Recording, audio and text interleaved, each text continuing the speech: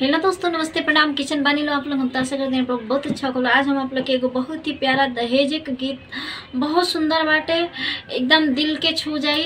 Last ले सुनम लो, बहुत अच्छा बाटे। आप लोग के कैसा लगे कमेंट कर लो। बिटिया कोई न पूछवैया दहेज बिना, बिटिया कोई न पूछवैया दहेज बिना, कि बिटिया कोई न पूछवैया दहेज बिना। सास बैली सुरसान नदिया सुपड़खा, सास बनली सुरसान नदिया सुपड़खा, ससुर बनले कसैया दहेज बिना, ससुर बनले कसैया दहेज बिना।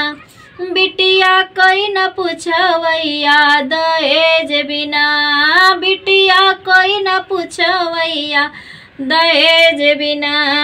ससुलाई दिहली किरासन के तेलवा, ननदो धराई दिहली माचिस के डिबवा, ससुलाई दिहली किरासन के तेलवा, ननदो धराई दिहली माचिस के डिबवा, सैया धराई दिहले अगिया दहेज बिना।